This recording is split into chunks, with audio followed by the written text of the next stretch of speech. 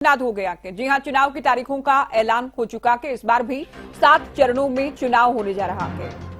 तो चुनाव आयोग की ओर से चुनाव की तारीखों का ऐलान कर दिया गया है। विज्ञान भवन में प्रेस वार्ता की गई, तारीखों का ऐलान किया गया, चुनावी कार्यक्रम रखा गया। 7 चरणों में चुनाव, 4 जून को लोकसभा चुनाव की मतगणना होगी, चुनावी परिणाम आएगा। हरियाणा की बात करें तो छठे चरण में हरियाणा में सिंगल फेज में वोटिंग होगी। तो 25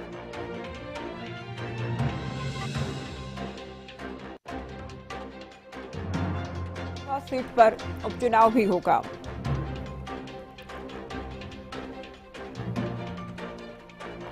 तो बड़ी खबर आपको बता रहे हैं, आज का दिन बेहद खास चुनाव के लिहाज से चुनावी कार्यक्रम जारी कर दिया गया है। चुनावी तारीखों का ऐलान हो गया कि इस बार भी 7 चरण में चुनाव हो रहा है। हरियाणा की चूंकि हम बात कर रहे हैं, छठे चरण में हरियाणा में वोटिंग होगी। इस बार भी सभी 10 सीटों पर सिंगल फेज में चुनाव होगा। लोकसभा की सभी 10 सीटों के साथ साथ हरियाणा में करनाल विधानसभा सीट का उपचुनाव भी होने जा रहा है। और ये आप जानते हैं, पूर्व मुख्यमंत्री मनोहर लाल की ओर से विधायक पद से इस्तीफा दिए जाने के बाद ये सीट खाली हुई है। मुख्यमंत्री नायब सिंह सैनी करनाल हलके से उपचुनाव लड़ने वाले हैं, तो ये मुकाबला भी दिलचस्प होने वाला है, यहाँ भी नजर रहेंगे। तो बड़ी खबर आपको बता रहे, लोकसभा चुनाव की तारीखों का ऐलान। 7 चरणों में चुनाव होगा। 19 अप्रैल को पहला चरण रहेगा। हरियाणा में छठे चरण में चुनाव होगा। 4 जून को परिणाम आएगा। देश में आज से आचार संहिता लागू हो गई है। तो ये बड़ी खबर, बड़ी जानकारी। हरियाणा में 25 मई को चुनाव होगा। और देखिए, तमाम दलों ने दावेदारियां शुरू कर दी हैं। बीजेपी बार बार ये कह रही है कि बीजेपी 370 सीटें पूरे देश में जीतने वाली है, इतिहास बनाने वाली है। बीजेपी के जो घटक दल हैं, यानी कुल मिलाकर एनडीए 400 पार जीतने वाली है। आज भी पीएम की ओर से ये दावा किया गया कि एनडीए 400 पार। अब की बार एनडीए सरकार, पीएम बार बार ये दावा कर रहे हैं। और कांग्रेस के साथ साथ अन्य जो विपक्षी दल हैं, एनडीए गठबंधन, वो भी जीत का दम भर रहा है। तो पहला चरण और 7वां चरण, ये तमाम तारीखें हमने आपको दिखाई। 19, 26, 7, 13, 20, 25 मई तक, और उसके बाद 1 जून को 7वां चरण रहेगा। 4 जून को मतगणना होगी। हरियाणा का भी आप शेड्यूल जान लीजिए। 29 अप्रैल को नॉमिनेशन फाइल करने की प्रक्रिया शुरू हो जाएगी, ये दिन रहेगा। 6 मई को नामांकन किए जाने का अंतिम दिन रहेगा। नामांकन की जांच 7 मई को होगी। स्क्रूटनी की जाएगी, छंटनी की जाएगी। और नामांकन अगर किसी को वापस देना है तो नामांकन वापसी की तारीख 9 मई रहेगी। वोटिंग 25 मई को छठे चरण में सिंगल फेज में सभी 10 सीटों पर। और चुनाव का परिणाम पूरे देश में सभी सीटों पर एक साथ आएगा 4 जून को। ये बड़ी खबर आपको बता रहे हैं, चुनावी शंखनाद हो गया है। हालांकि हरियाणा के चुनाव में अभी थोड़ा वक्त है, क्योंकि छठे चरण में हरियाणा की सीटों पर चुनाव हो रहे हैं। लेकिन चुनावी तैयारियां शिखर पर हैं। पूरे देश को लेकर जो चुनाव आयोग के आंकड़े हैं, 97 करोड़ के आसपास मतदाता हैं। 1 करोड़ 82 लाख वोटर पहली बार वोट करने जा रहे हैं। 55 लाख ईवीएम का इस्तेमाल किया जाएगा वोटिंग के दौरान। ईवीएम को लेकर क्या तैयारियां हैं, चुनाव को लेकर क्या तैयारियां, वो हम आपको बता रहे हैं। 18 से लेकर 29 आयु वर्ग के 21 करोड़ से अधिक वोटर्स हैं। 49 करोड़ के करीब पुरुष मतदाता हैं। और महिलाओं की बात करें, 47 करोड़ से अधिक महिला मतदाता। तो ये वो आंकड़े हम आपको दिखा रहे हैं, वो डाटा हम आपको दे रहे हैं जो चुनाव आयोग की ओर से रखा गया है। 10.5 लाख पोलिंग स्टेशन रहेंगे। 1.5 करोड़ चुनाव अधिकारी रहेंगे। सुरक्षा कर्मियों की तैनाती होगी। 20 करोड़ युवा वोटर्स अपने मत का प्रयोग करने जा रहे हैं। 1 अप्रैल तक मतदाता सूची को अपडेट किया जाएगा। 85 साल आयु वर्ग के 82 लाख मतदाता हैं। और आप जानते हैं, बुजुर्गों के लिए खास इंतजाम किए जाते हैं। दिव्यांगों के लिए भी विशेष तौर पर घर से वोट करने का प्रावधान रहेगा, इंतजाम रहेगा। चलिए, वरिष्ठ पत्रकार राजेंद्र जादून हमारे साथ जुड़ गए। जादून साहब, चुनावी शंखनाद हो गया है, काउंटडाउन शुरू हो गया है, तारीखों का ऐलान हो गया है, क्या कुछ कहेंगे? बस देखिए कि तारीखों का ऐलान हो गया है, तो एक तरह से आचार संहिता तो लागू हो ही गई है। अब जो है, किसी तरह का नया घोषणा, कोई नई योजना लागू नहीं की जा सकेगी। तो चुनाव की तैयारियों में सब दल पहले से ही जुटे हुए हैं। और मैं समझता हूं कि अब जब तारीखें आ गई हैं, तो प्रत्याशियों का जो चयन है राजनीतिक दलों की ओर से अभी जितना धीमी गति से चल रहा है उसको थोड़ा उसकी स्पीड बढ़ानी पड़ेगी, ताकि जो है प्रत्याशी घोषित होने के बाद अपने अपने चुनाव क्षेत्र में जाके काम करें, तैयारी करें कि वो उनको चुनाव लड़ना है और मतदाताओं से किस तरह से अपना संपर्क स्थापित करना है और अपनी पार्टी की रीति नीति को कैसे आम लोगों तक, आम मतदाता तक पहुंचाना है। तो उसके लिए यही है कि अब इस स्थिति पर, इस स्टेज पर प्रत्याशियों का तो ऐलान सभी राजनीतिक दलों को कर ही देना चाहिए। और बाकी तो ये है कि चुनाव की तैयारियां, रणनीति है, सबके अपने अपने जो है एजेंडे हैं, एजेंडे के साथ चुनाव लड़ना ही है। बाकी कांग्रेस जो है लोकतंत्र बचाओ, संविधान बचाओ के नारे के साथ चुनाव लड़ रही है और भारतीय जनता पार्टी विकसित भारत 2047 तक भारत को विकसित बनाने के जो एजेंडे पर चुनाव लड़ रही है, उसका ऐलान है कि हम भारत को विकसित बनाएंगे 2047 तक। तो आगे भी जो है तो जनादेश मिलना चाहिए। देखिए, बीजेपी जो दावा कर रही है जादौन साहब की 370 बीजेपी 400 पार एनडीए, बीजेपी के मुकाबले आप विरोधी दल जो गठबंधन बनाया गया कि इंडी गठबंधन, उसे आप कैसे देख रहे हैं? किस तरह का मुकाबला? एनडीए गठबंधन में काफी अंतर विरोध है। जिस तरह से ममता बनर्जी बाहर हो गई, उन्होंने कहा कि हम तो स्वतंत्र रूप से लड़ेंगे, और भी कुछ दलों का जिस तरह से धुलमुल रवैया है, मुझे लगता है कि जिस तरह से उनकी रणनीति फाइनलाइज करने में भी काफी टाइम लग रहा है, तो और उनके घटक जो अलग अलग हो गए हैं, तो मुझे लगता है कि जैसे एंड टाइम पर जो पहल करने वाले, इंडिया गठबंधन की पहल करने वाले नीतीश कुमार ही उसको छोड़ के चले गए, तो उससे बड़ा झटका लगा और एक मैसेज गया कि विपक्षी एकता कुछ कामयाब नहीं होती कभी भी। और इस बार भी ऐसा ही हो रहा है कि विपक्षी एकता का नारा अपना इतिहास दोहरा रहा है। उसने इतिहास दोहराया है कि जैसे कुछ समय के लिए होती है, फिर जो है जैसे कोई बिजली चमकती है और फिर लुप्त हो जाती है, वैसे ही विपक्षी एकता का नारा उसका तो सपना ही बन के रह जाता है और सपना जल्दी टूट जाता है। तो वैसा ही हुआ है। अब देखते हैं कि लेकिन फिर भी जो घटक अब साथ आ रहे हैं और जो अपना सीट शेयरिंग कर रहे हैं, वो किस तरह से प्रदर्शन कर पाते हैं। ये भारतीय जनता पार्टी ज्यादा कैलकुलेटेड तरीके से और बहुत सूक्ष्म तरीके से माइक्रो लेवल पर चुनावी तैयारियां करके चुनाव लड़ती है। मुझे लगता है कि अब तक की उसकी सफलता का यही एकमात्र कारण है। और उनको जो सत्ता परिवर्तन हुआ 2014 में, उसके बाद उन्होंने लगातार अपने आप को इस तरह से मतदाताओं के बीच में बनाए रखने का प्रयास किया कि उनको लगे मतदाता को कि अभी और जरूरत है सरकार की, कुछ और काम करके दिखाई। ऐसी एक भावना बनी हुई है। कुछ धार्मिक इशूज भी हैं, कुछ भावनात्मक मुद्दे भी हैं जो इनको कामयाब बनाते हैं। तो मुझे लगता है कि अब पक्ष के पास इसका कोई तोड़, बहुत प्रभावी तोड़ नहीं है। देखते हैं कि फिर वो किस तरह से परफॉर्म करते हैं। हरियाणा में कैसे देख रहे हैं? क्योंकि हरियाणा में बीजेपी भी दावा कर रही है कि हम पिछली बार 10 की 10 जीते थे, इस बार भी जीतेंगे। हुड्डा साहब भी कह रहे हैं कि हम आम आदमी पार्टी के साथ मिलकर सभी 10 सीटें जीतेंगे। देखिए कि कांग्रेस के संगठन का ना होना एक बहुत बड़ी खामी रही और आम आदमी पार्टी भी ये कहती रही कि उनके पास संगठन नहीं है। अब उनके घटक सहयोगी जाए आज उनके साथ खड़े हैं, लेकिन वो कहते थे कि इनके पास गठबंधन नहीं, संगठन नहीं है, तो ये चुनाव कैसे लड़ेंगे, हमारा साथ होना जरूरी है। तो अब तो चुनौती आम आदमी पार्टी के ऊपर ही है कि वो जिस तरह से दावा करते थे कि इनके पास संगठन नहीं है और हमारे पास है, तो वो पूरक का काम करने का दावा करते थे कि हम पूरक बनेंगे। तो पूरक बनकर वो किस तरह से अपने गठबंधन को सफलता दिलाते हैं, क्योंकि भारतीय जनता पार्टी का तो ये दावा है। तो मुझे लगता है कि भारतीय जनता पार्टी 100% इस दावे को हासिल ना कर पाए, लेकिन कहीं ना कहीं उसके करीब तो पहुंचेगी। मुझे लगता है कि अगर वो इस तरह की उनकी तैयारी है तो उसके करीब रहेगी। अब ये है कि उसके दावे को ये किस तरह से नाकाम करते हैं, ये गठबंधन की रणनीति पर निर्भर करता है। किस तरह से ये घर घर पहुंचते हैं, आप मतदाता तक पहुंचते हैं। इन्होंने अभियान तो छेड़ दिया कि घर घर, हर घर कांग्रेस और घर घर कांग्रेस, इस तरह का जो है उन्होंने दावा जो अभियान चलाया है, लेकिन वो कितना रिजल्ट दे पाता है ये देखना है। क्योंकि पिछली बार तो जो है सभी 10 सीटें भारतीय जनता पार्टी ने जीत ली और आज भी उसका ये हौसला बरकरार है कि हम 10 सीटें जीतेंगे। तो देखना है कि अब किस तरह से परफॉर्मेंस होती है, क्या रणनीति अपनाते हैं। चलो, बहुत शुक्रिया आप हमारे साथ जुड़े, ये तमाम बातचीत आपने की। तो बड़ी खबर आज की ये है कि चुनावी शंखनाद हो गया है। लोकसभा चुनाव के लिए चुनावी तारीखें आ गई हैं। 7 चरण में चुनाव हो रहा है इस बार भी, और हरियाणा में 6ठे चरण में चुनाव होने जा रहा है। सभी दलों की अपनी दावेदारी है, अपने अपने मुद्दों को लेकर। इससे पहले भी जनता के बीच जा रही थे और अब चूंकि काउंटडाउन शुरू हो गया कि चुनावी तारीखों की घोषणा हो गई है, तो अब चुनावी तैयारियों में आप नई रफ्तार, नई धार भी देखने वाले हैं।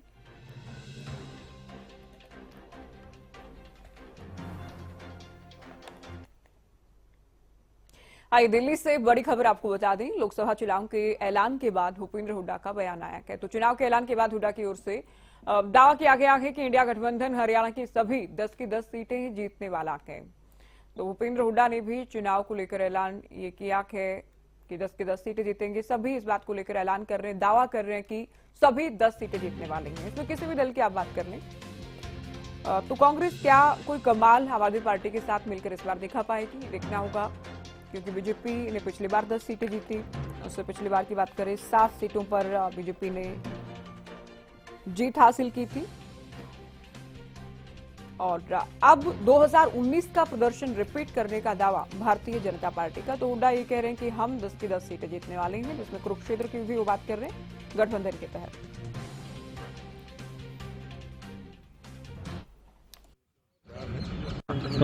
सर, आज आचार संहिता लग गई है, तारीखों का ऐलान 25 मई को हरियाणा में मतदान है और 4 जून को नतीजे। किस तरीके से देखते हैं? और आचार संहिता लगी, इसी वास्ते तो सरकारी गाड़ी भेज दी उन्हें और चुनाव लड़ेंगे। पार्टी तैयार है। किस तरीके से पूरे देश में 10 की 10 सीट तो लड़ेंगे लोकसभा का, और एक बाई इलेक्शन है असेंबली का, करनाल का, वो भी लड़ेंगे। पूरे देश में माहौल किस तरीके से देखते हैं? एक तरफ तो बीजेपी अपने बड़े दावे कर रही है और कांग्रेस को लेकर किस तरह की तैयारियां हैं? क्या कांग्रेस पूरी तरह तैयार है, इंडिया ब्लॉक जो है पूरी तरह तैयार है, और ये दावे तो करते ही हैं, दावे। धन्यवाद। तो चुनाव को लेकर सभी दलों की अपनी दावेदारी, लेकिन कांग्रेस को लेकर तो अभी उम्मीदवारों का भी इंतजार है कि कब तक उम्मीदवारों को लेकर तस्वीर साफ हो पाती है, कब लिस्ट जारी की जाती है।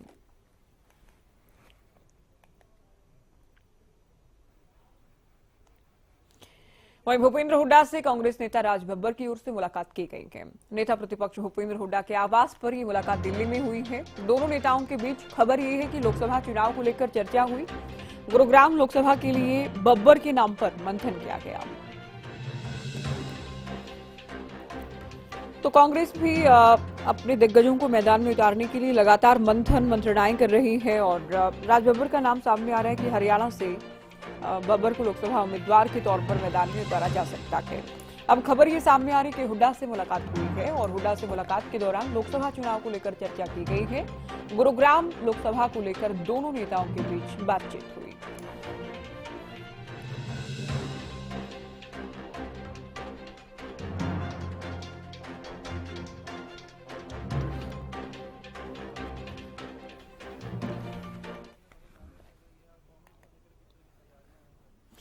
वहीं कुछ ही देर बाद कांग्रेस हरियाणा स्क्रीनिंग कमेटी की चौथी बैठक। लोकसभा उम्मीदवारों का पैनल तैयार करेगी कमेटी। हरियाणा लोकसभा की कई सीटों पर अभी पेंच फंसा है। 9 लोकसभा सीटों के लिए पैनल तैयार किया जाना है, क्योंकि एक सीट गठबंधन के तहत आम आदमी पार्टी के खाते में गई है। सुशील गुप्ता मैदान में है, वो भी लगातार जीत का दम भर रहे हैं। लेकिन 9 सीटें जहां कांग्रेस के उम्मीदवार मैदान में आने हैं, अभी कोई नाम फाइनल नहीं हो पाया, क्योंकि 6 सीटों पर बीजेपी अपने उम्मीदवार उतार चुकी है और कांग्रेस की ओर से अभी कोई भी नाम अभी ऐलान नहीं किया गया है। कैबिनेट मंत्री कंवरपाल गुर्जर हमारे साथ जुड़ गए हैं। स्वागत है आपका हरियाणा न्यूज पर। कंवरपाल जी, चूंकि चुनावी तारीखों का ऐलान हो गया है, भूपेंद्र हुड्डा ये कह रहे हैं कि हम 10 की 10 सीटें इस बार जीतने वाले हैं, आप क्या कहेंगे? नहीं, बिल्कुल 10 की 10 सीटें जीतेंगे। पिछली बार भी हमने 10 की 10 सीटें जीती थी और इस बार भी हम 10 की 10 सीटें जीतेंगे। और अब की बार तो जो माहौल है ना जी, वो पहले से भी ज्यादा बढ़िया है। अच्छा। क्योंकि जो काम 370 खत्म करने वाला, राम मंदिर बनाने वाला, जो सारे काम किए हैं, तो उससे जनता में और ज्यादा उत्साह है और समर्थन भारतीय जनता पार्टी के पक्ष में। लेकिन अभी अभी जो राजनीतिक उलटफेर हुआ है, जेजेपी को आप लोगों ने बाहर कर दिया गठबंधन से, सीएम साहब भी बदले गए हैं, उसका क्या संदेश आप देख रहे हैं? उसका फायदा या नुकसान क्या होगा? नहीं, देखिए, उसका कोई नुकसान नहीं होगा। लोगों में एक मैसेज गया कि भारतीय जनता पार्टी कार्यकर्ताओं की पार्टी है और इसका नेतृत्व जो है वो कोई भी फैसला ले सकता है और किसी भी कार्यकर्ता को जिम्मेदारी दे सकता है। अभी आपने मध्य प्रदेश में देखा, जिनको मुख्यमंत्री बनाया उनका मैं तो समझता हूँ शायद चल खैर आप तो मीडिया के बहुत बड़े वो हैं और आपको तो पता होगा, लेकिन मैं समझता हूँ जनता में किसी को पता नहीं था उनके नाम का। और जो अपना राजस्थान में बने उनका भी किसी को अनुमान नहीं था कि भाई ये मुख्यमंत्री बन सकते हैं। तो ये सारी चीजें जो है ना जी, ये इसीलिए संभव हुई कि भारतीय जनता पार्टी जो है वो कार्यकर्ताओं की पार्टी है और उसमें एक अनुशासन है, तो इसलिए वो संभव हुआ। अच्छा कंवरपाल जी, 4 सीटों पर अभी उम्मीदवार नहीं उतारे हैं, किस बात का इंतजार कर रहे हैं? कांग्रेस की लिस्ट का या कुछ और? देखिए, कांग्रेस में आपसी सहमति नहीं है। सबसे बड़ा झगड़ा तो ये है कि किसको टिकट दें किसको नहीं दें। जिसका वो नाम लेंगे एक पक्ष कहेगा देंगे, एक पक्ष कहेगा नहीं देंगे। तो ये एक बहुत बड़ा विवाद है उनके यहाँ। तो अनुशासन नाम की तो कोई चीज ही नहीं है। तो मैं समझता हूँ काफी मुश्किल है। अब हालांकि उनका एक गठबंधन है, तो मैं तो नहीं समझता गठबंधन भी कोई चलने वाला है, क्योंकि जहाँ पार्टी में एकता नहीं है तो गठबंधन में कहां से रहेगी। कुरुक्षेत्र को लेकर बात कर लेंगे, क्योंकि अकेली सीट है जहां 2 उम्मीदवार अभी तक आ चुके हैं मैदान में। सुशील गुप्ता और अभय चौटाला भी चुनाव लड़ रहे हैं। आप लोग कब तक तस्वीर साफ करने वाले हैं कुरुक्षेत्र को लेकर? देखिए, तो हाईकमान ही फाइनल करेगा। 6 सीटें हमने डिक्लेयर कर दी। इन 4 पे भी मैं समझता हूँ कि जल्दी निर्णय हो जाएगा। अच्छा कंवरपाल जी, क्या मोदी लहर के सहारे आप लोग मैदान में जाने वाले हैं, या फिर आपको लगता है कि उपलब्धियां भी वाकई सरकार के पास हैं जिन्हें लेकर जनता के बीच जाएंगे? देखिए, मोदी जी का नाम भी तो उपलब्धि ही है। अच्छा, क्योंकि जो सेंटर गवर्नमेंट की उपलब्धियां हैं वो भी हैं, और जो हरियाणा सरकार की उपलब्धियां हैं वो भी अपने आप में बेमिसाल हैं। तो हमने जो उनके आदरणीय मोदी जी के नेतृत्व में जो काम किया, मनोहर लाल जी के नेतृत्व में जो काम किया, उस पर वोट मांगेंगे और निश्चित तौर से जनता का बड़ा समर्थन हमें मिलेगा। जिन उम्मीदवारों के टिकट कटे हैं, जिसमें हम सिरसा की बात कर लें और करनाल से चूंकि पूर्व मुख्यमंत्री मनोहर लाल चुनाव लड़ रहे हैं, उसे लेकर क्या कुछ कहेंगे? टिकट काटने या उम्मीदवार बदलने के पीछे क्या कुछ लक्ष्य आप लोग लेकर चल रहे हैं? यही तो अनुशासन है। अभी आपको देखेंगे आप के चाहे कोई सा उम्मीदवार है जिसके टिकट कटे, वो भी जिसको टिकट मिला उसके पक्ष में आपको चुनाव का प्रचार करता मिलेगा। नहीं कंवरपाल जी, आप एक तो कैबिनेट को लेकर भी बताएं। इतना सस्पेंस क्रिएट कर दिया है आप लोगों ने कि अब विस्तार हो रहा है, विभागों का बंटवारा होगा, आज होगा कल होगा, तो क्या क्या वजह इसके पीछे है कि अभी तक तस्वीर इसे लेकर भी साफ नहीं हो पाई है? देखिए, कई काम साथ साथ चल रहे हैं ना जी। लोकसभा के टिकट भी साथ चल रहे हैं, ये भी चल रहा है, कई काम साथ है। तो मैं समझता हूँ 1-2 दिन में इसका फैसला हो जाएगा। विभागों का बंटवारा भी 1 या 2 दिन में होगा? हाँ, 1-2 दिन में हो जाएगा। जी, शुक्रिया आप हमारे साथ जुड़े और बातचीत। धन्यवाद। कंवरपाल गुर्जर को आपने सुना। एक तो देखिए विभागों के बंटवारे को लेकर, हालांकि विस्तार को लेकर भी इन्होंने दावा किया कि 1 से 2 दिन में ये काम हो जाएगा, क्योंकि लगातार ये खबरें हम भी आपको दे रहे थे कि विस्तार होने की खबरें आ भी रही हैं, फिर संशय उनमें बरकरार है। मंत्रिमंडल में जो सदस्य शामिल किए गए हैं, मंत्री हैं, उनके विभागों का भी बंटवारा होना है, उसमें भी फिर अभी तक संशय है। तो रणजीत सिंह की ओर से भी कहा गया कि उनसे पहले मूलचंद शर्मा की ओर से कहा गया, कंवरपाल गुर्जर की ओर से कहा गया कि 1 से 2 दिन में इस बात को लेकर स्थिति पूरी तरह से स्पष्ट हो जाएगी। साथ ही जीत का दावा भी कर रहे हैं तमाम जो मंत्री हमारे साथ जुड़े, सभी का कहना है कि कांग्रेस कहीं भी नहीं टिकने वाली है इस चुनाव में, क्योंकि 2014 से लेकर अब तक की बात करें, 2014 में आप जानते हैं कि रोहतक से दीपेंद्र हुड्डा रहे। 2019 में चूंकि बीजेपी ने पहली बार क्लीन स्वीप किया हरियाणा गठन के बाद, ये बहुत बड़ी जीत हासिल की गई, और उसके बाद अब हालांकि कांग्रेस ये कह रही है इस बार बहुत बड़ा उलटफेर ये होने वाला है कि सभी 10 सीटें हम जीतेंगे गठबंधन में आम आदमी पार्टी के साथ मिलकर। ये बड़ी खबर आपको बताई चुनाव से जुड़े।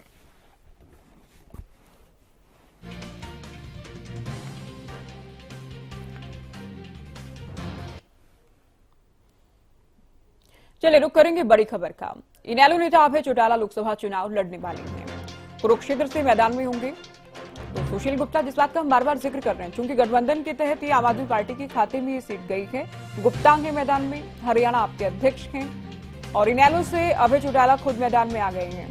पिछली बार की हम बात करें तो पिछली बार अर्जुन चौटाला इनेलो की ओर से उम्मीदवार थे, इस बार अभय चुनाव लड़ने जा रहे हैं। देखना यह है कि बीजेपी किसे मैदान में उतारती है और कितना रोचक मुकाबला इस सीट पर देखा जाता है। तो बड़ी खबर आपको बता रहे हैं कुरुक्षेत्र लोकसभा सीट से जुड़ी। इनेलो ने अपने उम्मीदवार के नाम का ऐलान कर दिया है, अभय चौटाला को मैदान में उतारा गया है। अभय चौटाला लोकसभा चुनाव इस बार लड़ने वाले हैं। तो इनेलो के ऐलान के बाद अब बीजेपी की ओर से कुरुक्षेत्र के लिए उम्मीदवार के नाम का ऐलान बाकी है, और केवल तो तमाम तरह की दावेदारियां। और इस बीच पूर्व मंत्री और बीजेपी के वरिष्ठ नेता रामविलास शर्मा हमारे साथ जुड़ गए हैं। स्वागत है आपका हरियाणा न्यूज पर रामविलास शर्मा जी। नमस्कार ज्योति बहन, बहुत बहुत धन्यवाद जी, शुक्रिया। हरियाणा न्यूज के पत्रकार छायाकार मित्रों का जी सर। हरियाणा की महान जनता से रूबरू होने का आपने अवसर दिया। जी सर। मैं आपका बहुत आभारी हूँ। रामविलास शर्मा जी, चुनाव की तारीखों का ऐलान हो गया है। आप लोग भी कह रहे हैं कि हम इस बार भी 2019 की तरह 10 की 10 सीटें जीतेंगे। कांग्रेस कह रही है कि हम 10 सीटें इस बार जीतने वाले हैं। तो क्या कुछ मुद्दे और उपलब्धियां आप लोगों के पास हैं जिसके आधार पर आप लोग ये दम भर रहे हैं? देखिए ज्योति बेटे, मेरे ऊपर भोले शंकर की बड़ी कृपा है।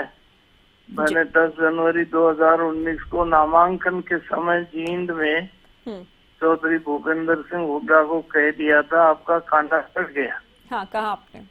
अब वो कांग्रेस क्लेम तो बहुत कुछ करती है, परंतु कांग्रेस के पास ना कोई नाम है ना उनका कोई काम है। हमारे पास एक दुनिया का सबसे लोकप्रिय राजनेता, भारत का यशस्वी प्रधानमंत्री नरेंद्र भाई मोदी है, जिसने दुनिया में भारत की प्रतिष्ठा को 4 चांद लगाए हैं। आप सड़कों का जाल बिछाया, 550 साल हिंदू समाज की लड़ाई और 22 जनवरी को रामलला में भव्य मंदिर बना के और प्राण प्रतिष्ठा कर दी। जम्मू कश्मीर में गाजर मूली की तरह हमारे सैनिक कटते मरते थे, वहां से धारा 370 हटा करके एक सुरक्षा का माहौल बनाया। देश में भ्रष्टाचार को नकेल डालने के लिए आज ये जो विपक्षी इंडी गठबंधन है, दिल के टुकड़े हजार हुए, कोई यहाँ गिरा कोई वहाँ गिरा। ममता दीदी 42 सीटों पर बंगाल में चुनाव लड़ रही है, वहाँ कोई गठबंधन नहीं है।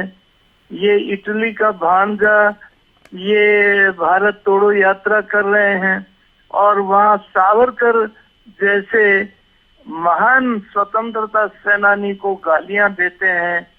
और हर जगह ये जितने भी 2-4 विपक्षी दल अपने आप को जो मानते हैं, इनके पास ना कोई कॉमन एजेंडा है, ना इनके पास कोई एक झंडा है, ना उस झंडे में कोई डंडा है। केवल और केवल नरेंद्र भाई मोदी को गाली देने के सिवाय इनके तर्कस में कोई तीर नहीं है। जी। आज हिंदुस्तान का गांव गरीब का किसान का आदमी सड़क पर चलता है तो ट्रक का ड्राइवर खिड़की से बाहर निकाल करके ट्रक को थापी मारता, वाह रे नरेंद्र मोदी क्या सड़क बना दी आपने। तो लोग परफॉर्मेंस को देखते हैं। आज भारत का जो प्राचीन हिंदुत्व है वो जग रहा है। अयोध्या हुई हमारी है, अब मथुरा की बारी है। औरंगजेब ने हमारा नामो निशान मिटाने की कोशिश की। मीर बाकी ने रामलला का मंदिर तोड़ करके मस्जिद बना दी। हसन खां मेवाती बाबर से लड़ा मेवात में। ये जो आज जो कुछ लोग भड़काते हैं, हिंदू को अलग मुसलमान को अलग, मुसलमान कोई हिंदुस्तान का जो मुसलमान है, आज मुसलमान आबादी का सबसे बड़ा देश भी हिंदुस्तान है। ये हमारा डीएनए एक है। ये तो बहुत सारे मुद्दे वो हो गए। आप कह रहे हैं कि इनके साथ हम जनता के बीच जाने वाले हैं और जीत हासिल करेंगे। हरियाणा को लेकर मैं आपसे बात करूंगी। मनोहर पार्ट 1 में आप वरिष्ठ मंत्री रहे और अभी जो चुनाव से ठीक पहले कैबिनेट में भी बदलाव किया गया है, सीएम का चेहरा भी बदला गया है। एक बहुत बड़ा प्रयोग चुनाव से ठीक पहले, चुनाव करीब आते आते, इसका नुकसान तो नहीं झेलना पड़ जाएगा या फायदा होगा? ज्योति सांगवान बेटी, ये BJP is a party with difference. Congress ने पिछले 5 साल में 5 प्रभारी बदले, 5 अध्यक्ष बदले। आज भी चौधरी उदय भान जिला कमेटियां नहीं बना पाए। हमने 90 विधानसभाओं में 84 विधानसभाओं में पन्ना प्रमुख का सम्मेलन किया है। आज बीजेपी में देखिए, महाराष्ट्र का उदाहरण ले लीजिए, गुजरात में पूरा मंत्रिमंडल बदल दिया। हम फिर भी भारी बहुमत से आए। दिस इज ए पार्टी बेटा विद डिफरेंस। आज हुड्डा जी की पार्टी कांग्रेस अलग है, आज बहन किरण चौधरी की पार्टी अलग है, आज रणदीप सुरजेवाला की पार्टी अलग है, बहन शैलजा को इन्होंने घर बैठा दिया। ये जो सारी बातें हैं, ये हरियाणा की महान जनता जनार्दन जानती है। जी। अच्छा, हिसार से आपके मौजूदा सांसद घर वापसी कर गए, यानी कांग्रेस में चले गए। कुरुक्षेत्र से मौजूदा सांसद सीएम बन गए, तो वो सीट भी अभी कोई फर्क नहीं इसके अलावा पड़ता, ये रोहतक हरियाणा सोनीपत है। भी। तो ये 4 सीटें हैं, इन पर मौजूदा तुलनात्मक रूप से देखिए, ज्यादा मंथन क्यों करना पड़ रहा है आप लोगों को उम्मीदवारों के लिए? नहीं, ज्यादा कोई मंथन नहीं, 10 में से 6 सीटें। We are the only party in Haryana जिन्होंने 60% सीटों का ऐलान कर दिया, और हम 2-3 दिन में 4 बाकी सीटों का भी ऐलान कर देंगे। जहाँ जहाँ उम्मीदवार बदले हैं रामविलास जी, उसका क्या संदेश जाएगा? सिरसा की हम बात करें, करनाल की हम बात कर लें। नहीं, सिरसा की देखिए, उम्मीदवार बदलते रहते हैं। हमारे यहाँ सर्वे भी होती है, फिर कार्यकर्ताओं से भी पूछा जाता है। हमारी ही एक पार्टी ऐसी है, मेरे जुम्मे गुड़गांव का लगा था, मैं गुड़गांव लोकसभा में 200 कार्यकर्ताओं से 1 to 1 बात करके आया। ऐसे हमारे यहाँ भी ये प्रक्रिया चलती रहती है। ठीक।